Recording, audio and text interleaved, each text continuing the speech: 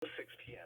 A severe thunderstorm was located 6 miles south of Balsam Lake, or 35 miles north of River Falls, moving south at 10 miles per hour.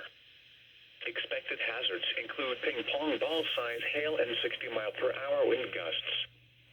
This is a radar-indicated threat. The following impacts are expected. People and animals outdoors will be injured.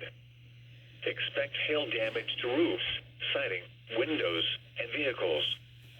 Expect wind damage to roofs, siding, and trees. Locations impacted include Amory. For your protection, move to an interior room on the lowest floor of a building. Keep on or near it. Get away from the water and move indoors or inside a vehicle. Remember, lightning can strike out to 15 miles from the parent thunderstorm. If you can hear thunder, you are close enough to be struck by lightning. Move to safe shelter now. Do not be caught on the water in a thunderstorm.